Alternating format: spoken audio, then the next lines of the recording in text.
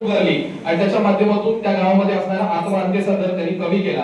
पोलादपूर तालुक्यामध्ये आल्यानंतर देवळे water cup यांच्या माध्यमातून जिल्ह्यामध्ये त्या देवळे गावचा प्रथम क्रमांक आला। यानंतर सलग 4 वर्ष जलयुक्त शिवार योजनेच्या माध्यमातून रायगड जिल्ह्यामध्ये प्रथम क्रमांकाचे मानकरी ठरणारी गावं जी आहेत त्यामध्ये रानवडी आहे, गोळेकली, केवनाळे, देवळे या 4 गावांना जिल्ह्यामध्ये प्रथम क्रमांकाचं पारितोषिक मिळवून देण्यामध्ये त्याचा महत्त्वाचा हातभार राहिला। आणि यवतमाळ सारख्या जिल्ह्यामध्ये देखील त्यांनी हळदीचा प्रयोग पहिल्यांदा यशस्वी करून दाखवला। पोलादपूरमध्ये आधुनिक शेतीला जोड देण्याचं काम, पारंपरिक शेतीला आधुनिकतेची जोड देण्याचं काम त्यांनी केलं आणि त्यांच्या या सर्वच कामगिरीचा खऱ्या अर्थानं गौरव यंदाच्या 2024 महाराष्ट्र शासनाच्या पद्मश्री डॉक्टर विठ्ठलराव विखे पाटील कृषी सेवारत्न पुरस्कारानं त्यांना यावर्षी सन्मानित करण्यात आलेला आहे आणि ते देखील महाराष्ट्र राज्याचे मुख्यमंत्री आणि उपमुख्यमंत्री यांच्या हस्ते त्यांना सन्मानित करण्यात आलेला आहे। असा व्यक्तिमत्व आपल्यासमोर उभा आहे, त्याचं नाव आहे मनोज मोहन जाधव, सहाय्यक तालुका कृषी अधिकारी। याला विनंती करतो आपण यांना प्रथमतः आपण सन्मानित करणार आहोत आणि त्यानंतर आणि या महाराष्ट्र राज्यामध्ये पोलादपूरचा आणि आमच्या या सर्व कलाकारांचा नाव मागा इकडे समोर सगळे मनोज मोहन जाधव यांचा आपण सन्मान करतोय। कारण त्यांच्या टॅगलाईन आणि बातम्या कायम आम्ही 10 वर्षापासून मी त्यांच्यावरच जोडलेलो आहे।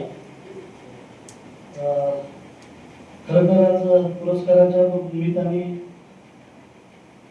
खरं तालुका मी माझा म्हणून काम केलं त्यामुळे मी आज इथपर्यंत पोहोचलो। मी ज्यावेळेस माझे मित्र इथं बडगडे म्हणून उपस्थित आहे, ज्यावेळेस माझी बदली झाली तेव्हा इथे हेडक्वार्टर नव्हतं, तो त्यांनी मला फोन केला आणि म्हणून कुठले हेडक्वार्टर घ्यायचं कुठेही गेलो जे ऐतिहासिक असेल जिथे आपली सेवा देता येईल असं कुठलं हेडक्वार्टर मोकळं आहे का? ते म्हणजे एक शेरा मामाचं इथं आहे आणि एक उमरट आहे, उमरट उमरटचं नाव टाकून दे। मी हजर होतो, कुठेतरी सेवा करायची आपल्याला पश्चिम महाराष्ट्र मिळाला नाही उपरला, आपण चांगल्या ऐतिहासिक ठिकाणी जाऊन काम करू म्हणून बडगड्यांनी माझं ऑर्डर नाव टाकून उमरट केलं। मला माहीतच नाही उमरट कुठं आहे, तामानांच्या गावात जाऊन आपल्याला काम करायचं त्या मातीत एरसीने मी जॉईन झालो। आल्याच कलमे साहेब ते स्मृतीचे सदस्य होते आणि मग त्यांच्या इथे भेट घेतली, काम करायची इच्छा आहे त्यांना दर्शवली। पण निर्मळ व्हावा म्हणून बटाटा मी हातावर आलो, आम्ही कृषी सवयीमधून कृषीगावमधून बटाटा आणला एकानीच 8 दिवसांनी। कलमे साहेबांकडून तुमची खर्चा मारणारती उतारबी आहे, पाणी साठणार नाही, आपण तिथं कॅप्सीचा बटाटा करायचा। बटाटा आणला, नारायण पार्टनरशिप तुटल्यामुळं मी सरकारी नोकरी जॉईन केली, ती मी बरगडेमुळे केली। बरगडे मला थांबते तू अभ्यासाला बस पेपरला तुझ्यामुळे माझा अभ्यास होईल म्हणून मी परीक्षा दिली। मी 5,000 पण जॉईन होत नव्हतो, तर मी प्रोफेशनल कन्सल्टंट कागद दुकानामध्ये आमचा टर्नओव्हर मोठा होता, पार्टनरशिप होती आणि ती पार्टनरशिप लिगली होत नव्हती। मग करायचं काय, तुझं लग्न व्हायचे, तुझं आई बाप नाही, तुम्ही काम कर, आपण तू जॉईन हो, मी तुझे पैसे भरतो, सरकारी पैसे भरायचे असं 10,000। मग मी तसंच न सांगता कोणाला सांगितलं नाही, सातारातले आले यवतमाळ तुझ्याकडे गेलो, त्याविषयी 1 दिवस मुक्काम केला, जॉईन झालो। तिथेही परिस्थिती अशी की मी जाधव असल्यामुळं मराठा एक बंजारा आहे, मला तिथे हेडक्वार्टर मिळत नव्हतं। 1 महिना वाट बघितली आणि नेमकी हर्षदीप कांबळे साहेबांची मीटिंग होती आत्महत्येग्रस्त गावात। आमचं गावचं विकासमध्ये कोण हे करणार, मी आपला हात वर केला, तुम्ही काय असं तरी आपल्याला चान्स भेटत म्हणून मी तिथे गावाच्या निवडमध्ये मी स्वतःहून भाग घेतला, जेणेकरून मला कमीत कमी तिथं पदभार मिळेल। गेल्या गावात गेलो, तिथं माणिकराव ठाकरे त्यावेळेस प्रदेशाध्यक्ष होते आणि त्यांचा प्रतिभावांकडे पीए होता, पीएचं गाव होतं अंजनगीर। तिथे गेलो तर भीती तेव्हा तुमची जात कुठली, तिथे कास्ट पाहिजेच असतं। आता मी मराठा समाजाचा आहे म्हणजे नाही कसे तुम्ही जाधव असल्यामुळे आम्हाला वाटतं बंजारा गव्हर्नमेंट आहे काय, तर तुझं म्हणून नाही साहेब मला इथे काम करायचं, मी टेन्शनमध्ये आहे पूर्ण आणि फॅमिलीला मी सांगता मी इथं आलो माझ्या मित्रामुळं, मला फक्त चार्ज पाहिजे म्हणजे प्रदीपमध्ये काम करण्याच्या वडील यादव घरी सरपंच होते, त्यांना आठवतो मला।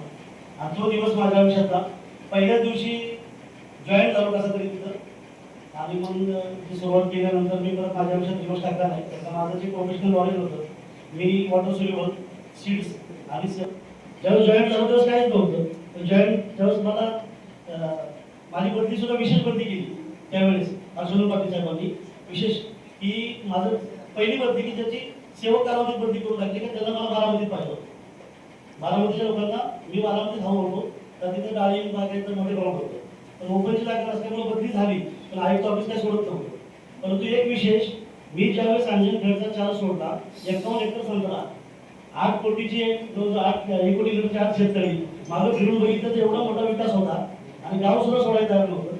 मुलं पण माझी फॅमिली मी इकडं वडील लग्न झालं होतं म्हणून मला येणंच होतं ओपनची जागा नव्हती मग बरकडे उमरटला आलो. तर नरवडे साहेब म्हणजे कमी जवळ सांगितलं कोणाही नंबर आहे हा जर शेतभराशी कृषी केला तर आपल्याला कमीत कमी सपोर्ट होईल सगळ्यांना. मग दरमी साहेबांनी अख्ख्या तालुक्यातल्या सगळ्यांनी सांगितलं फक्त आमच्या वतीने एक पोरगा घ्यायचं आणि अक्षरशः कोल्हापूर तालुक्याने ज्या तालुक्यात काहीच नव्हतं त्या तालुक्यात मला सर्वस्व दिलं. माझा जन्म जरी गावात वाईट झाला असता तरी माझं सगळी नाव आता कोल्हापूर तालुक्यातल्या संपूर्ण तालुक्याशी जोडलेली आहे. असं गाव नाही तिथं मला ओळखत नाही किंवा मी त्यांच्याशी टचमध्ये नाही. त्यामुळे ह्या लोकांचं काम मी इथं भूमिपुत्र म्हणून केलं त्यामुळे कदाचित हा मला बहुमान मिळाला असेल. मी कुठेही माझ्या विषय स्वार्थ किंवा विकास काम करताना दादांना सुद्धा माहिती त्यांची बंधुराजांना माहिती आहे. आपण वरच्या वरच्या झाडगाव मोठे आपल्या प्रभाकर रामटे तिथं सुद्धा आम्ही अशी व्यक्ती नाही की तिथं मी त्याला सहकार्य केलं. यामध्ये पूर्ण अधिकारी माझे सगळे मित्रमंडळ जेवढे तुमच्या तालुका अधिकारी एसडीओ आले प्रांत आले या सगळ्या माणसांनी तहसीलदारांनी मला सहकार्य केलं. म्हणूनच आपण आज कृषी सेवा रत्नापर्यंत जाता आलं. शासनाला वाटलं की मी त्या पात्रतेचं आहे स्वीकारलं. मला एकच म्हणायचं शेतीचं आपण चित्र बदलणार असं काही अडचण आहे. मी तर 15 वर्ष तुमच्यावर आहे. प्रत्येक जण तो सातत्य राहत नाही. आपण देवळ्यामध्ये शेती करत होतो बरोबर ना. अर्ध गाव शेती करत होतं अख्खं गाव खालच्या बाजूचं रानवले अख्खं गाव बागायत होतं. आजची परिस्थिती मागे फिरून गेलं तिकडे बंद होते. मग एखादा माणूस आपण तिथून गेला तर टच संपतोय तर संपलं की ते सगळं सांगतात. आज गोळीगणी उभा आहे गोळीगणीमध्ये गेलं तेव्हा काहीच नव्हतं. 178 झाड होते आज 5200 झाड आहेत गावात.